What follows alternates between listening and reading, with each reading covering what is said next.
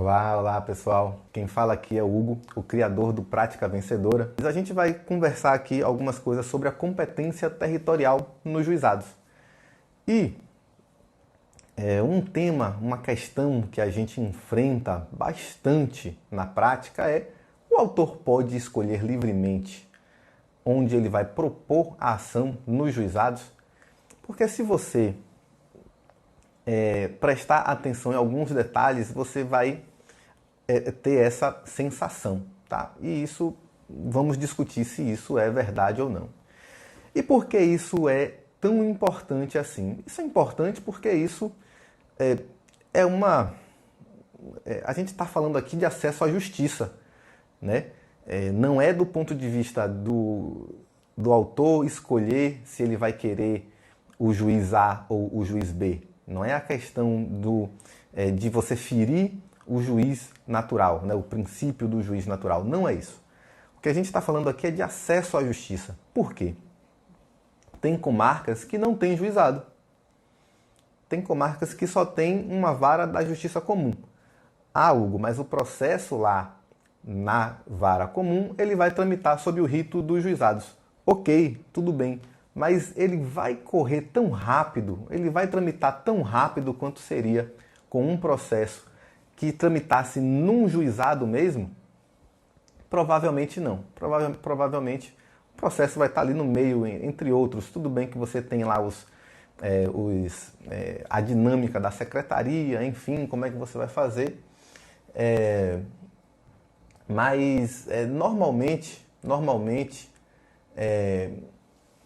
o processo vai estar ali junto com vários outros e um juiz só, né? Outra situação que pode acontecer é: não tem juiz na comarca, né? Para além do fato de não ter um juizado ali naquela comarca, pode não ter juiz na comarca. A gente sabe que muitas comarcas funcionam apenas com um juiz substituto. Às vezes o juiz se divide entre várias comarcas, entre vários foros, enfim. A gente sabe, a gente vê, né, quantas vezes o pessoal que é do interior aí bem sabe, né, de todas as partes do país, a dificuldade, né, de você, às vezes, encontrar uma comarca que esteja com o juiz. Às vezes, enfim, né? Então, às vezes não tem um juiz naquela comarca, ou não tem um juizado naquela comarca, mas na comarca vizinha tem juizado. Aí, o Mozart está falando: interior do Amazonas, em quase todas as comarcas, só tramita autos de juizados na vara única, mas no rito dos juizados. O conciliador é qualquer funcionário, o juiz é único para tudo. Isso, exatamente. Pelo menos tem juiz, né? Porque ainda tem, às vezes, o fato de você não ter juiz na comarca, né? Assim, tem um juiz que se divide, uma vez por semana ele está lá, enfim, aí você já sabe que o processo vai ser mais lento. Enfim, mas o fato é que na comarca vizinha, às vezes, se você dirigir meia hora de carro, você tem um juizado. Mas não é o lugar onde você mora, tá? Você não mora naquela comarca. E o que acontece? Às vezes a parte pega seu carro, ou o ônibus, enfim, o que for, ela se desloca para aquela comarca e propõe a ação lá. E por vezes ela encontra a resistência do juiz. Por vezes o juiz não quer que ela ajuize a ação lá, porque ela não mora naquela comarca. E esse aí é o nosso panorama, tá? Esse é o nosso panorama. Se alguém aqui já passou por alguma situação parecida, descreve aí para mim, tá? Ó, o Mozart já disse que tem que comprovar que é comprovante de residência em nome do autor da ação e que tem que ser na comarca onde reside. Vamos chegar vamos desdobrar isso aí, Mozart. E o pior, Mozart, é o quê? O enunciado 89 do FONAGE, né? Provavelmente você, na decisão dessa ação aí, você deve ter enfrentado esse fundamento, né? O enunciado 89 do FONAGE, que autoriza ao juiz reconhecer de ofício a incompetência territorial. Como é que você aprendeu na faculdade? Competência territorial é competência relativa. E a competência relativa, ela não é conhecida de ofício. No CPC atual, qual é a disposição que você tem mais ou menos próxima disso? Você tem o foro de eleição. O foro de eleição, né, aquele que está ali no contrato, né, que às vezes é um contrato padrão, um contrato de adesão, e aí o foro de adesão, o juiz pode de ofício reconhecer a incompetência territorial, tá? Se ele perceber que é uma cláusula abusiva, enfim, se é uma cláusula nula, ele pode. No CPC você tem essa exceção, mas em regra, competência relativa não é o juiz que conhece, né? Não é o juiz, ele precisa ser provocado para isso. Mas no juizado, o foro deve ser o local onde a obrigação deve ser satisfeita, tá? Então, digamos que, numa hipótese, tá? Seja uma ação em que você quer obrigar o plano de saúde a custear um determinado exame, uma determinada cirurgia, tá? É uma obrigação de fazer, portanto, você está lá no inciso 2 da Lei 9.099. Para obrigação de fazer, é o foro do local onde a obrigação deve ser satisfeita. Ponto. Outra exceção é qualquer ação de reparação de danos. Danos de qualquer natureza. Dano moral, dano material, dano estético, enfim. São duas opções. Ou é o foro do domicílio do autor, ou é o foro do local do fato. Então, indenização por danos morais decorrentes de negativação indevida, indenização por dano material decorrente de um acidente de veículo. Tudo isso é o foro do domicílio do autor ou do local do fato, ou do ato ou do fato, né? Então, você tem uma pessoa te procura porque colidiu, né? O veículo dela foi abalroado por outro, e aí ele quer propor uma ação para ser indenizado desses custos, né, da reparação do veículo. No foro do domicílio do autor ou do local do ato ou fato. O autor pode escolher. Aí, sem grande celeuma, tá? Sem grande celeuma. E aí a gente tem a regra geral. A regra geral é o seguinte, ela sempre pode ser aplicada. Mesmo que você caia em uma das exceções, a regra geral, ela sempre pode ser aplicada. Ela sempre tem lugar. Então, qual é a regra geral? É o foro do domicílio do réu. É o foro do domicílio do réu. Mas não para por aí a Lei 9.099. Ela vai mais adiante. Ela fala o quê? Que é o foro do domicílio do réu, ou onde ele exerça atividade profissional ou econômica, ou onde ele tenha estabelecimento filial, agência, sucursal ou escritório. O que é que a Lei 9.099 diz como regra geral no inciso 1º do artigo 4º?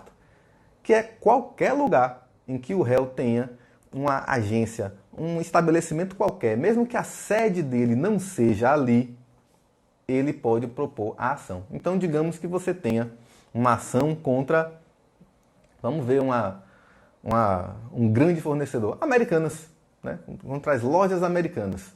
Tá? Você vai poder propor, provavelmente, quase em qualquer comarca.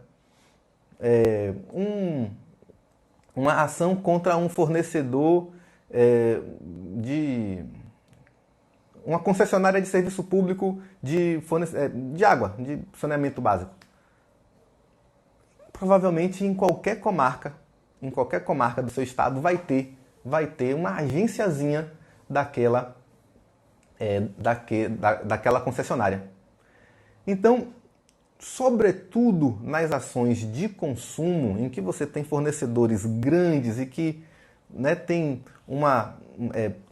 estabelecimentos espalhados por todo o país. O que você lê na hora que você bate o olho nesse dispositivo é que, poxa, o autor pode propor a ação onde ele quiser, praticamente.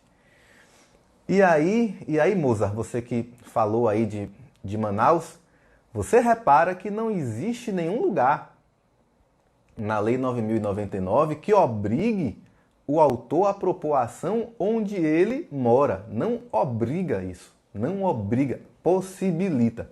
Inclusive, Mozart, vai lá no CDC, no artigo 101, inciso 1º, o que é que diz o CDC? Que a ação pode ser proposta no foro do domicílio do autor. Não obriga, tá? E a Lei 9.099 diz o quê? Você pode propor a ação, você escolhe, né, no foro do domicílio do réu ou no do autor, no caso de uma ação de consumo qualquer. Mas, na verdade, nas ações de consumo, provavelmente você vai cair em uma das regras também da Lei 9.099, em uma das exceções, tá? As exceções são essas, ou é o local onde a obrigação deve ser satisfeita, ou o local do domicílio do autor. Então você tem várias opções, muitas opções, né? De um modo que tá aí, né? Então, qual é o panorama que a gente tem aqui? Agora, se você for direto na Lei 9.099, crua do jeito que ela tá, você não tem essa conclusão não. Porque não está tão claro dessa forma, tá? Se você lê sem essa direção aqui, você não tem essa percepção tão clara de que você tem uma regra geral, duas exceções, mais o CDC eventualmente, tá? Isso não está tão claro não. Eu estou aqui trazendo mais mastigado para você. Mas de todo modo, se você quiser ainda mais embasamento, mais profundidade nisso aqui, anota aí, pega papel e caneta, anota aí o conflito de competência do STJ, tá? Que deixa isso de um modo muito claro. É o conflito de competência 104044 de São Paulo, tá? Tramitou no STJ. Qual era a grande celeuma? A celeuma era a competência territorial, mas era territorial entre, salvo engano, juizados federais, tá? Era no âmbito dos juizados federais. Aí você vai me dizer, opa, Hugo, então isso aí não serve muito para tudo não, porque é só no âmbito do juizado especial federal. Não, serve para tudo, porque se você for lá nesse conflito, você vai ver que o conflito todo foi julgado com base no que dispõe a Lei 9.099, que é a lei base do sistema dos juizados especiais. Você tem isso, essa arma à sua disposição, né? O que é que você tem lá? Era justamente isso. O conflito, o julgado, ele fala o seguinte, olha, na falta de uma disposição específica quanto à competência territorial nos juizados especiais federais, vamos acompanhar o que diz a Lei 9.099. E aí ele interpreta, ele esmiuça, dá tudo mastigado para a gente. Toda essa questão, olha, regra geral é isso, mas a gente tem duas exceções que podem ser aplicadas assim ou assado, mas, além disso, a regra geral sempre pode ser aplicada, ainda que a questão se enquadre em uma das exceções. Você tem isso lá à sua disposição. Tá? Então, como é que a gente vai concluir aqui agora? O que é que a gente conclui? Tá? Que, sim, nas ações de consumo em que você tenha um fornecedor que tem filial, tem agência, tem algum estabelecimento em outra comarca, você pode propor a ação ali. Não tem nenhuma norma que obrigue você a ser residente daquela comarca. Isso não é Isso não compõe a regra de competência territorial, não compõe, tá? Compõe uma das partes, tá? Só se você estiver lá numa ação de reparação de danos de qualquer natureza, você tem como opção ajuizar a ação onde você mora. Mas a regra geral sempre é o domicílio do réu ou onde ele tenha uma filial, um estabelecimento, uma agência. Isso sempre é possível. Então, se você está diante de um grande fornecedor que tem agências espalhadas pelo país, em tese, você pode propor ação em qualquer lugar. Em qualquer lugar que ele tenha uma agência, um estabelecimento. Tá? Então, assim, a importância disso aqui ela é tremenda, porque entenda que a gente não está falando aqui de você suprimir o princípio ou de você flexibilizar, relativizar o princípio do juiz natural. Não é disso que eu estou falando. É porque a Lei 9.099, a ideia dela é de acesso à justiça. A Lei 9.099 faz parte do esqueleto do acesso à justiça no país. E a Lei 9.099, ela quer facilitar tanto o acesso para você, que ela diz, olha, se tem uma filial, um estabelecimento daquele fornecedor ali, você pode propor ação ali, não tem problema nenhum. Mas o que é que não pode, então? O que é que não pode? Não pode você querer escolher o juiz com base em o dano moral é maior, ele julga favorável à minha tese e o outro não. Isso é que não pode. Aí sim você está cometendo um ato atentatório à dignidade da justiça. Isso aí é temerário. Tá? Mas diante de uma situação em que você, na sua comarca, não tem juiz, na sua comarca não tem juizado e você quer se beneficiar do rito dos juizados, que é um direito seu, do seu cliente, você pode sim ajuizar a ação em outra comarca. Não tem fundamento jurídico que impeça isso de acontecer. Não existe. Então, eu estou falando aqui para você, né, uma arma que você tem. Uma arma que você tem. Mas os juízes insistem em julgar assim. Sim. E aí a gente vai chegar aqui. Realmente o enunciado 89 ele é amplamente utilizado, tá? Ele é aplicado, sim, bastante. O juiz reconhece a incompetência territorial de ofício mesmo, tá?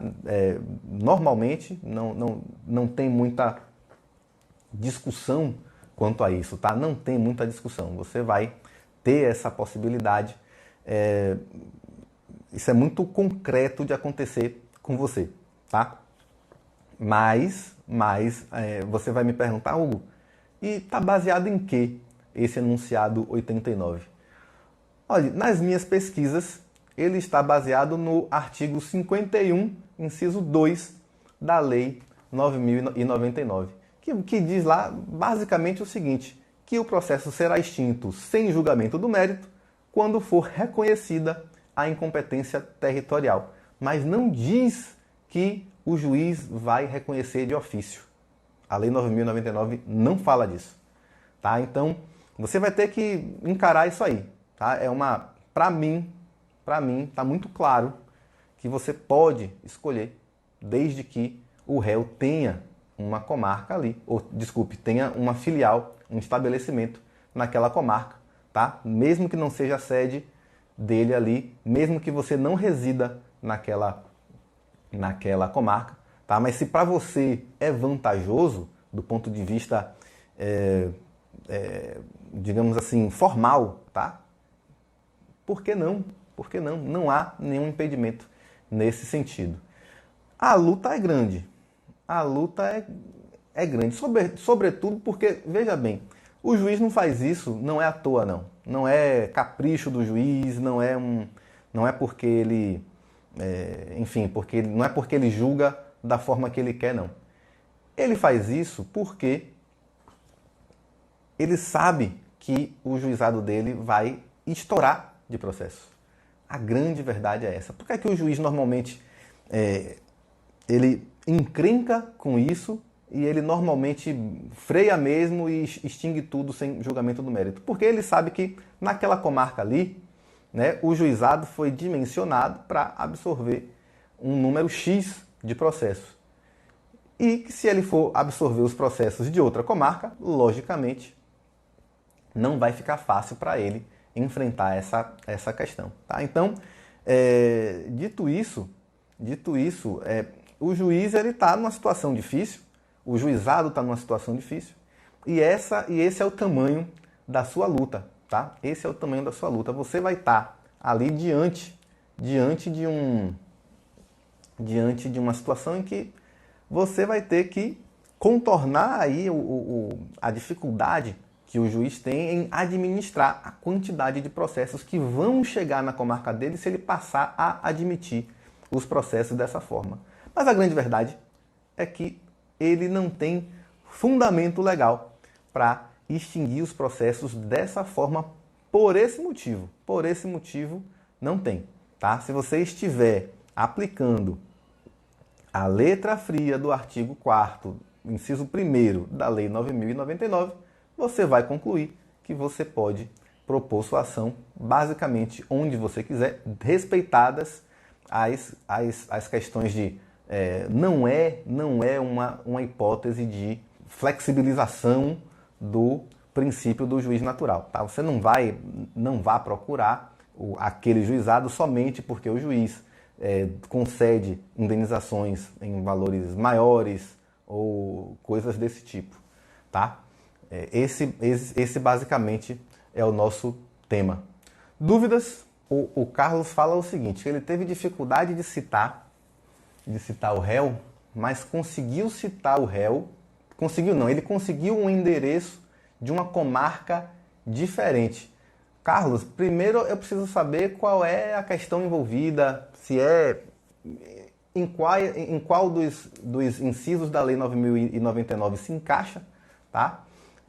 Para ver. Mas no caso aí, se você conseguir demonstrar, né, que você vai citar fora da comarca, mas mas ela funciona ali, o problema é que o indício é de que a empresa não funciona mais ali. Tá? O indício, Carlos, é esse. Se você não vai conseguir citar na comarca onde tramita o processo, tem toda a cara de que a empresa não funciona mais ali. Tá? Toda a cara. E aí, se não funciona mais ali, morre a competência territorial nesse sentido do ponto de vista de você escolher a comarca onde ele tem uma filial. Se não tem mais filial, não tem mais nenhum estabelecimento funcionando ali, não tem condição, não, viu, Carlos?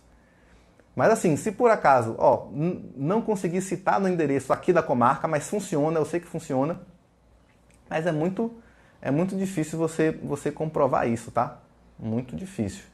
Tá? O que vai sentir o juiz quando você der o endereço de outra comarca é que ali não tem mais essa competência. Gabi, tem muito recurso nesse sentido. Olha, tem. Eu já peguei alguns nesse sentido.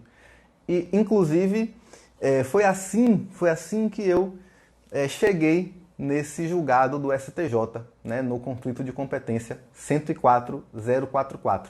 Anote aí. O Mozart já deu pra gente aí de presente, ele já digitou, porque eu não pude digitar quando falei, ele fez essa gentileza.